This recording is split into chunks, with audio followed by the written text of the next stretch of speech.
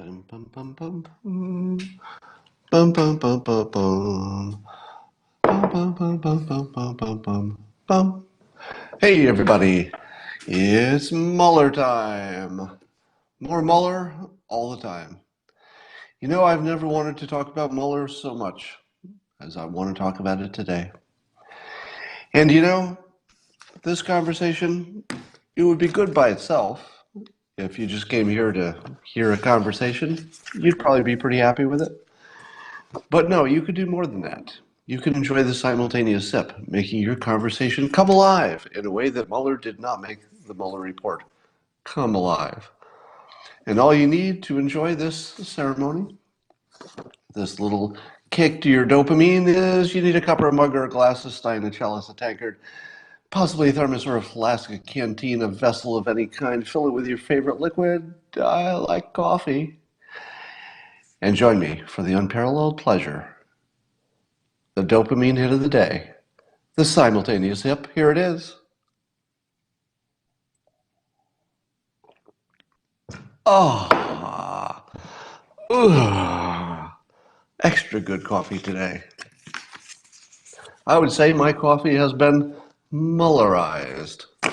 That's my new word for extra good. Extra good. All right, let's talk about all the stuff. You probably watched the Mueller stuff nonstop yesterday, as did I. By the end of the day, I was so full of Mueller stuff, I was ready to go to sleep. But I woke up to more Mueller stuff, so let's talk about it. Let's give the overall, first of all. I'm probably not going to say too much that maybe you didn't hear in the news treatment yesterday, but I'm going to put my own special spin on it. Or as Nancy Pelosi might say, my special spin on it. Number one, Mueller did not look competent. That's sort of the big takeaway. People are using different words to describe it, but he didn't look like he was the same Mueller he used to be. Now, people are trying to be kind, but Mueller did put himself in a situation where he was the face of the most important issue of the country, and maybe he should have known that he wasn't the right person for the job. I don't know if he has declined quickly recently. That's possible. Maybe by the time he took the job, he was in better shape. But first of all, let us give President Trump credit for not offering him the job to head the FBI. There's a story you didn't see, right? Is anybody saying President Trump got it right when he didn't offer Mueller the job as head of the FBI? Now, I think that Mueller is claiming that the job was never offered, or he wasn't asking for the job, I think is what he's going to say. They just had a conversation about it. But at that level, if the president calls you in to have a conversation about a job, you can't really walk out and say, we weren't talking about me taking the job. You don't go to a private meeting with the president to talk about a job if you're not, if you're not either the person filling the job or a candidate for it. So just saying. Here are the takeaways, things that I learned from the Mueller investigation that I didn't know. Did you know that was there anything that you didn't know that you learned? There were. For me, there were some things I didn't know. Here's one. Did you know that Glenn Simpson, the Fusion GPS guy, he met with that Russian lawyer who met with Don Jr. in the Trump Tower meeting? That Glenn Simpson met with that lawyer both before and after the Trump Tower meeting. Did you know that? I didn't know that. Turns out that Fusion GPS is sort of in a lot of this stuff, aren't they? There's a lot of Fusion GPS in this, but that's okay because we had this whole Mueller investigation. And if Fusion GPS and the Steele Dossier and all that, if they were central really to the question that was being investigated, well, at least Mueller investigated everything about them to find out if Russia was really doing a disinformation What? Oh, I'm being told that he didn't look into that at all. What? What? The Mueller investigation didn't look into whether the Steele Dossier was a Russian misinformation campaign, given that the entire topic was about Russian interference, and it was the biggest, most obvious example of Russian interference. You don't even need to be a professional to know that the Russians were evidently involved in a major misinformation thing that could have changed our election. Why was that not listed as one of the most major things that Russia did to influence our elections? Why was that left out? So I'm going to make a bold statement. There was no Mueller investigation. Because if Mueller left out of the investigation the most important part of the investigation, which was Russia messing with our election, if he ignored the most important one, the one that you and I know about, I'm not sure that you could say he really investigated, could you? I think you'd have to say there was something like a cover story of an investigation. There was something like, yeah, people got talked to, people went to jail, but I don't think you could call that an investigation, could you? I would call it something else. Yeah, I guess Mueller was saying it wasn't in his purview. But given that literally nobody believes that, meh. Now, there's a little bit of fake news, I'm going to call fake news on this, that Mueller didn't recognize Fusion GPS when it came up in the questioning. Did you see that little exchange? So it's being reported as though Mueller had never heard of Fusion GPS. But if you listen to the actual video, it's another one of these where it can be interpreted two ways. When I looked at it, it didn't look like that at all. So it's being reported that Mueller didn't know who Fusion GPS was. I looked at the videotape and I said, no, that's not what's going on there. He was confused about the question or the situation or what page or what context it was. But he didn't say, I don't know what Fusion GPS is. That's actually just fake news. As far as I can tell, I looked at the same video everybody else did. Let's say, what else? Here's something that the public probably never heard. I have heard this, but it was so de-emphasized, and I think it was only on Tucker Carlson's show and maybe no place else in the world. This news, which came out because of the Mueller hearing, was that we don't have any direct evidence that Putin was behind any of the interference. I first heard that on Tucker Carlson's show, and I thought, wait a minute, I've been saying this from the beginning. And first of all, let me fact check this. Is there anybody who remembers that from the very beginning, I've been saying, yes, I keep hearing that Russia is involved, but you and I have not seen any evidence of that. Have I not been saying that since the beginning? Yes, I understand that our intelligence services say that Russia was involved, but you and I have not heard anything. We have seen no evidence of that. We have seen evidence that a troll factory ran some ads, mostly pro-Trump, some of them pro-Clinton. Who is it who will explain to me why the troll farm that was trying to help Trump explicitly ran a number of pro-Hillary ads? Can somebody explain what was going on there? Now, it would make more sense if somebody said, okay, we were just trying to mess with our elections in general. But did they have a bad troll? Did they have a little troll farm and one of the trolls went bad? And when they said, hey, everybody, this is your job, make ads that are good for President Trump, was there a bad troll who wasn't listening that day? And that troll decided, I think I'll make some troll ads that are good for President or for Hillary Clinton.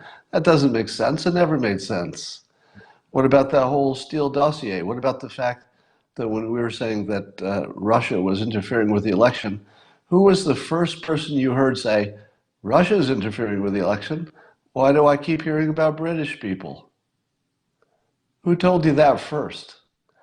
Probably the first person who ever said, I know we're talking about it like it's Russian interference, but it looks to me like British interference. Who said that? Me.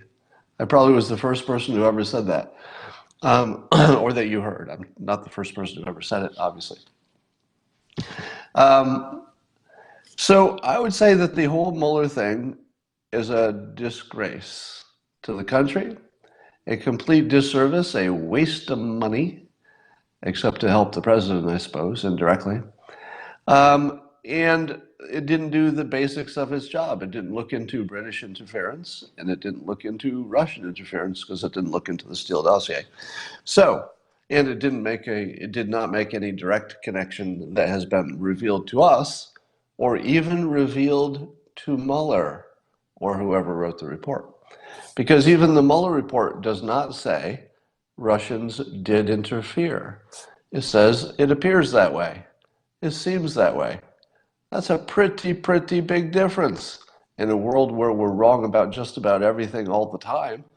If we lived in a world where you could be right because things look right, well, it seems right. Therefore, when things seem right, they usually are right. We don't live in that world. We live in a world where when things seem exactly right, they're completely wrong, routinely. The most normal thing that you know about the world that maybe wasn't so obvious a few years ago, the most clear thing you know about the world is that just because it seems like the Russians were involved, it feels like it, means nothing. It doesn't mean anything. The most basic fact of this whole story is undemonstrated, but it's undemonstrated, meaning unproven.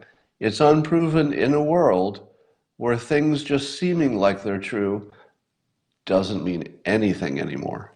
So the reliability of all of this is pretty close to zero for, I don't know, $25, $40 billion and all of the pain and distraction that it has caused. Let's talk about how the Democrats are taking it. It has been well reported that many prominent anti-Trumpers are even saying, oh my God, this was a total waste of time. Apparently, Michael Moore came down pretty hard on Mueller. And even Phil Mudd, who's pretty outspoken, to say the least, anti-Trumper, he said the Democrats should just shut up and move on. He said, just shut up and move on. Let's talk about healthcare. Take the L. Phil Mudd, I give you respect for that because it's actually hard to take the L. All right. I would say that he's got the ones who are willing to do it, the ones who are just saying, okay, that didn't work out. It wasn't what we thought it would be. The whole thing failed, but let's move on. I respect that because at least it shows somebody is learning. The people who are not moving on, they're not learning and they're not doing anything useful for the world either. So at least Phil Mudd gets partial credit for that, but not for the last 3 years of ragging on the president for nothing, or what amounted to nothing. Here are some more people that this whole situation is bad for. Joe Biden and Bernie Sanders. The reason it's so bad for Biden and Sanders is that we have this situation where everybody thought that Mueller was competent and in charge. Everybody thought he was the man. But it turns out, and he's a patriot, so I hate to malign his reputation, but it's about the country now. It's not about him. And he's a patriot, and he probably understands that sometimes, there are casualties, and unfortunately he is one in this case. It's obvious he was too old for the job. I think everybody would agree with that. There's probably nobody who watched it on either side who did not come away saying, oh, turns out he was too old for that job. Now, when you've got a Biden and a Sanders who are certainly on the cusp of the too old problem, if not unambiguously too old, that's going to kill those guys. I don't see any chance that Biden and Sanders won't see their numbers slide somewhat directly because of Mueller. And even though President Trump is up in years, he is so energetic and dynamic that you don't even see him that age, do you? Do you even see Trump as being the same age as Mueller or Biden or those guys? That it looks like apples and oranges.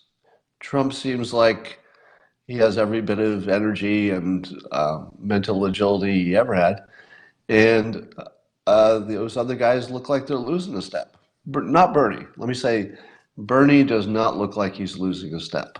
But is he the oldest one, I think? I think he might be the oldest one.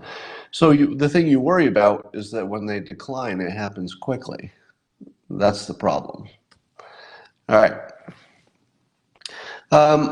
I think questions are going to start swirling around Nancy Pelosi, too, because of age. When she talks, she slurs her words, and I don't know what that's about. Is that about age or is that about dentures? Does anybody know? Because Nancy Pelosi, she sort of slurs her words a little bit.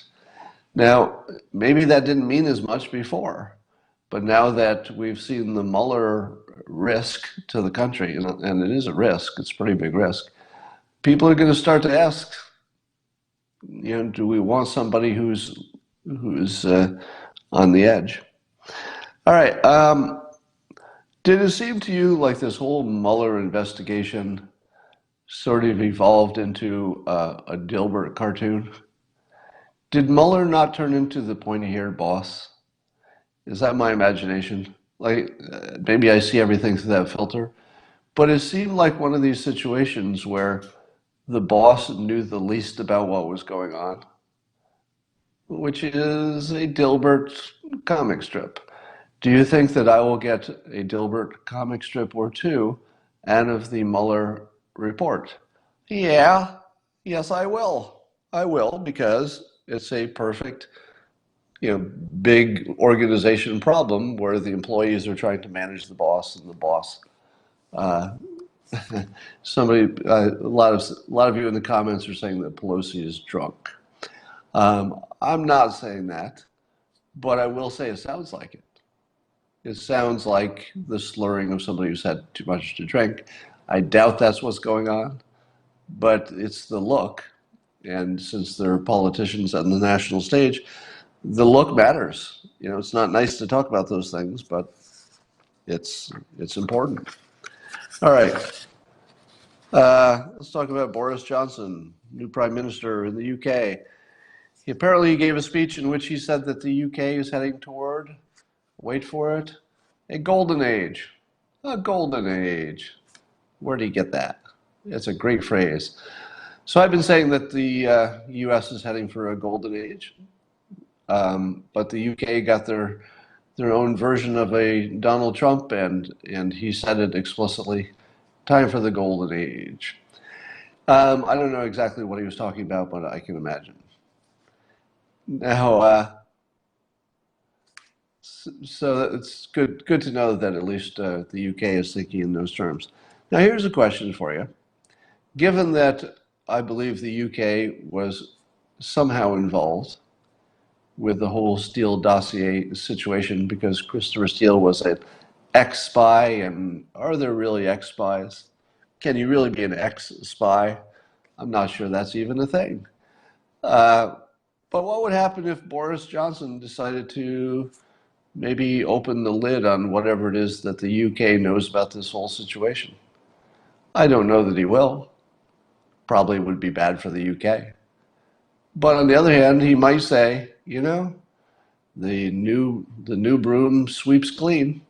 And he might say, I'd like to improve relationships with the United States. He might say it's a golden age. He might say, let's get right with the United States and let's tell them what we know.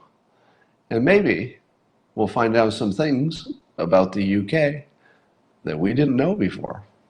Maybe. I think the odds of it are pretty low because ultimately they have to do what's good for the UK. We wouldn't want them to act any differently because that would be a weird world if everybody acted against their own best interests. But I would put it out there that there's a non-zero chance that Boris Johnson will surprise us with some information about maybe what the UK knew and when, and who was involved with Christopher Steele.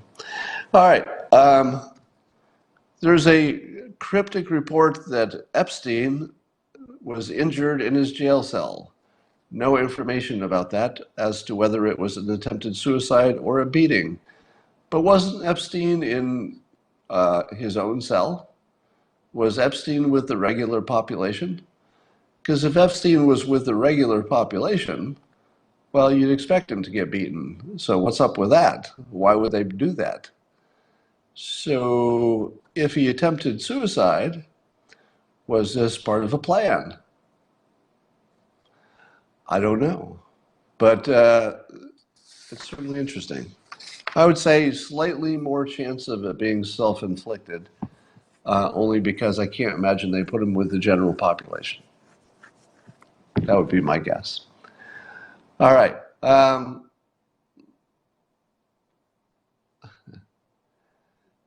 The new CEO move. Yeah, Boris Johnson will probably do the new CEO move that I describe as the first things you do when you gain power, when you take the job as a CEO, for example.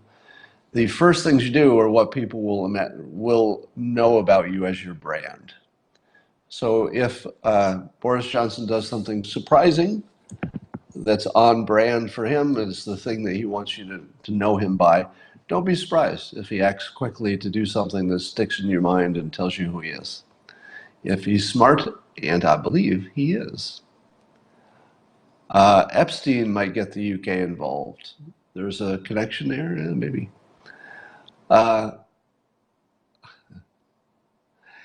Yeah, so Epstein might have the keys to the kingdom, meaning that Epstein might have a lot of people's secrets. If Epstein were in jail and any of those super important people who allegedly are at risk because Epstein is alive, if those people wanted to kill him when he was in jail, how hard would it be? Probably wouldn't be that hard. One way you could kill Epstein if he were in jail, I'm not suggesting this, by the way, I'm just speculating. They could have slipped him something to kill himself. For example, they might have said to themselves, you know, this guy's probably going to have some suicidal thoughts. If somebody gave him a bag of opioids, one of these nights he's gonna down that bag. He's gonna have a bad night, and he's just gonna take care of it himself. So one way to do it would be just make sure a guard slipped him a bag. The other way to do it is to have the guards let him into the general population, and that probably would take care of itself. So maybe that's what happened. So one possibility is that someone is trying to kill Epstein. Compare that to maybe he just wanted to do it himself because he's going to go to jail for life. Those are both good theories, and I would not say one of them is more likely than the other at this point.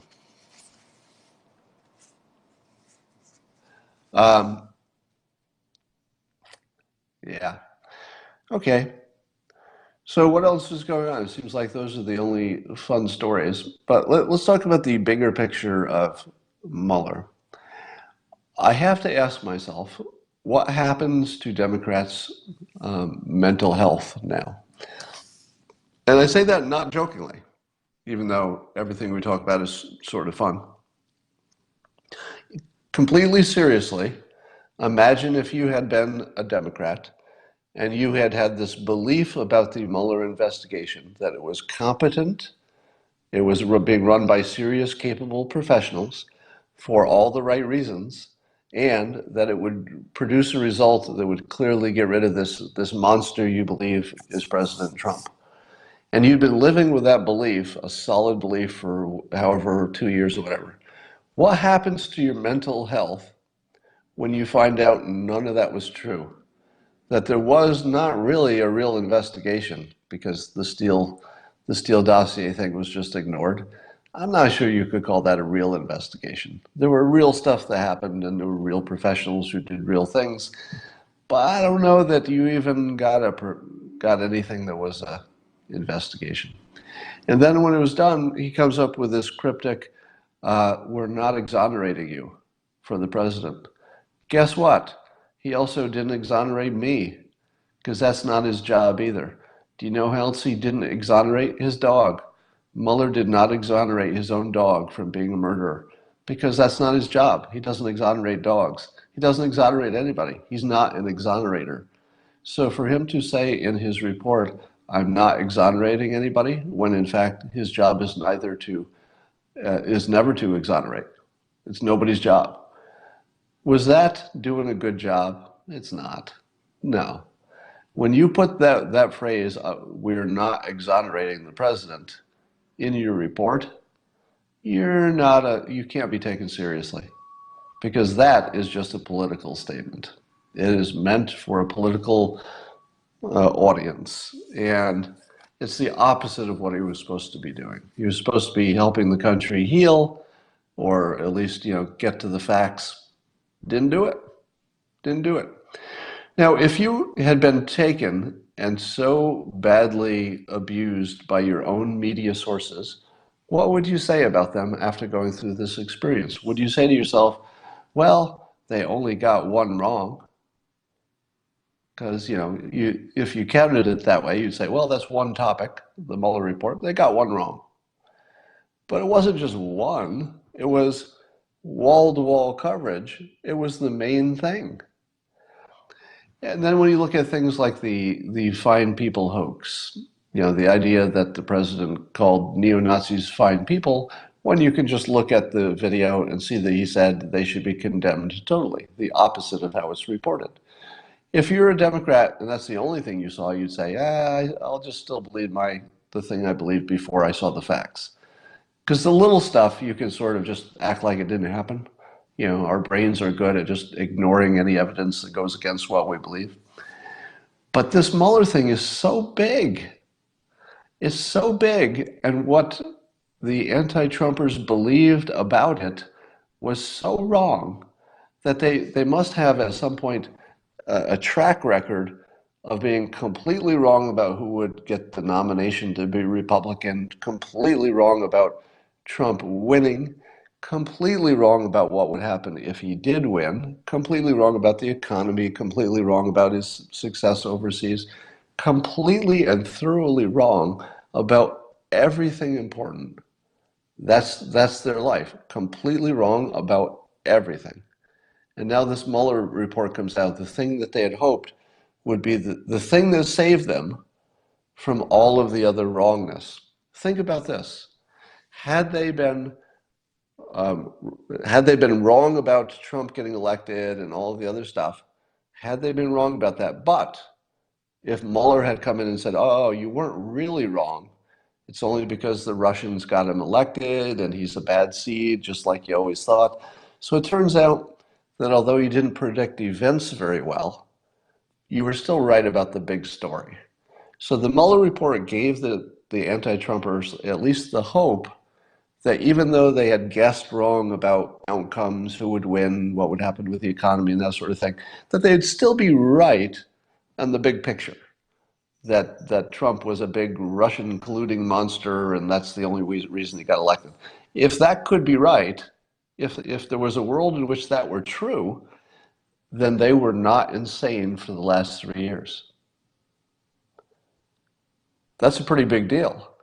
Mueller was their last hope to tell themselves they hadn't been insane for 3 years. I'm not exaggerating.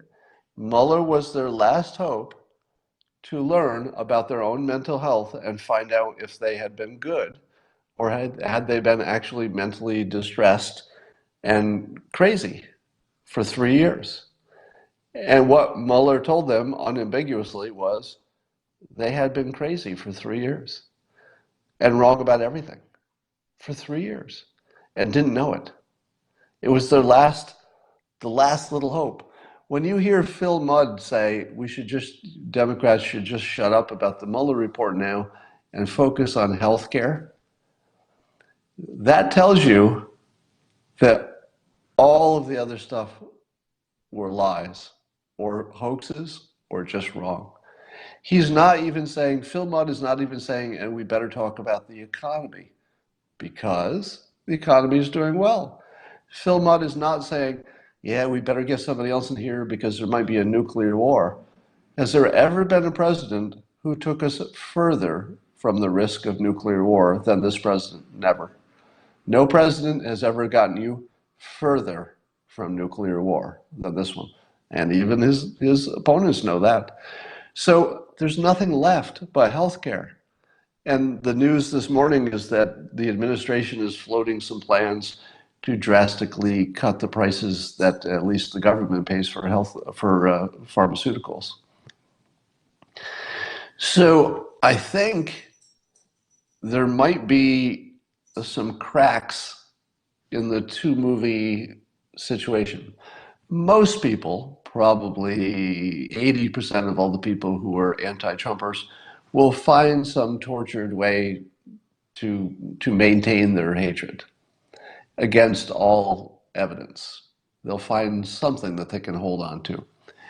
But I'll tell you, when it became clear that Omar and Tlaib were essentially just racists and are racists, that certainly takes a bite out of your hatred for the president, doesn't it?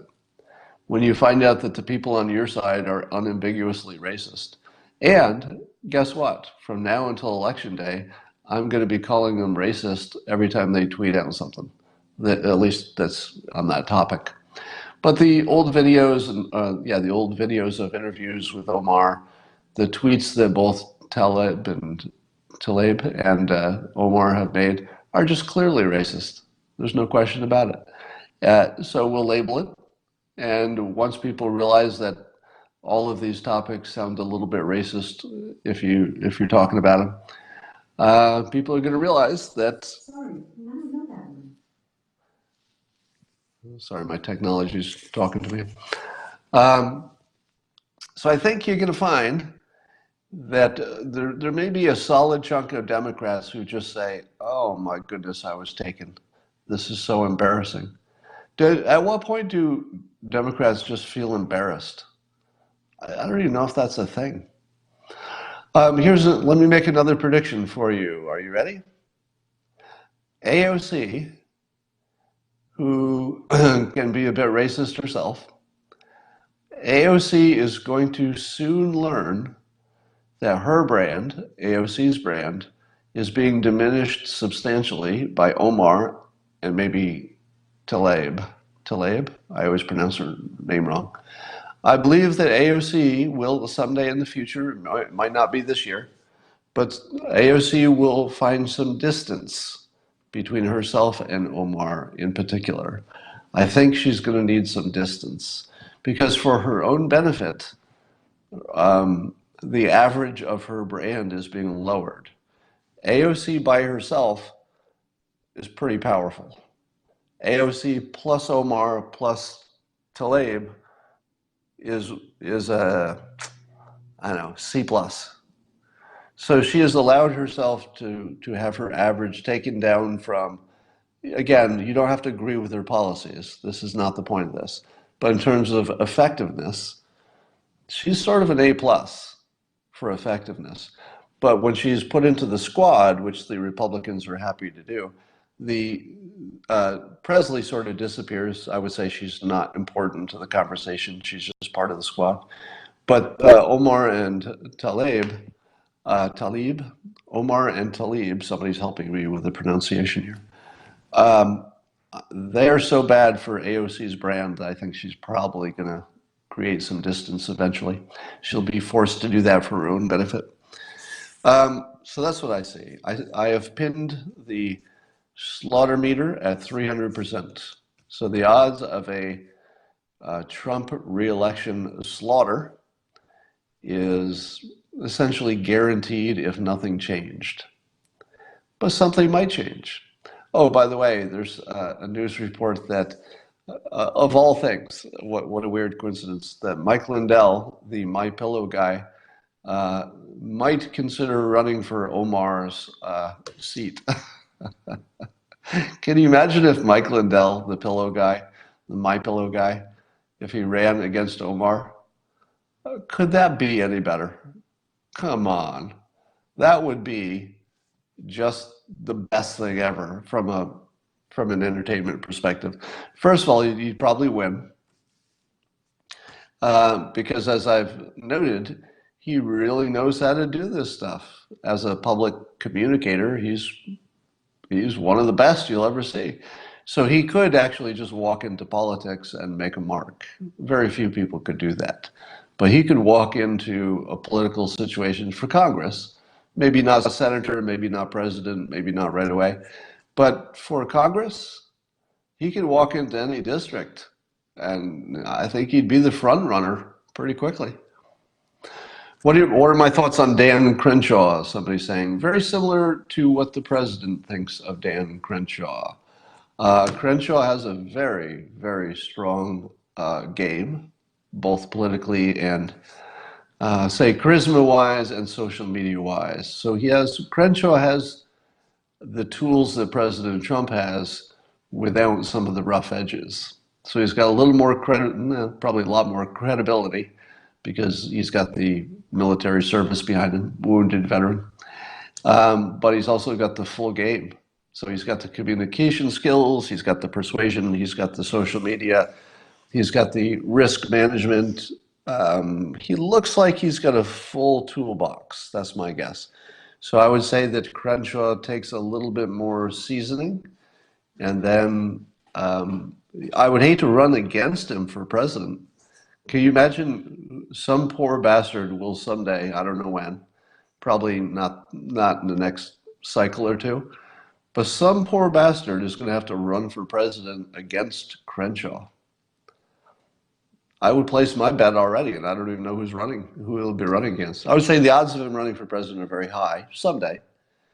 And whoever's running against him, you can just place your bet today. It's like you don't even need to know the other name.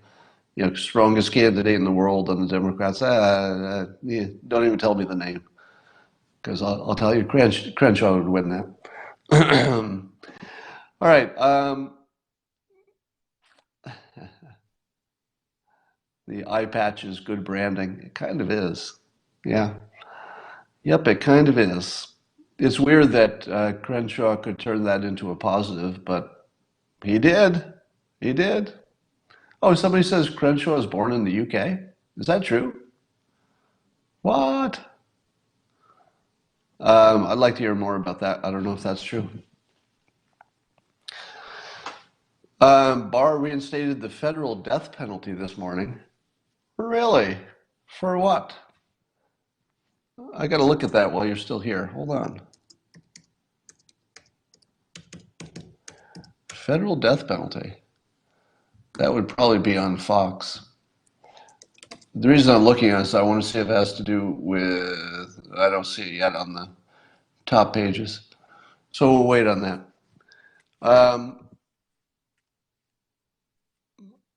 Would the eye hurt his perception? That's a weird question. All right, I think we said what we need to say. I've got more followers than usual, but I have less to say. So that's all for today, and I will talk to you later.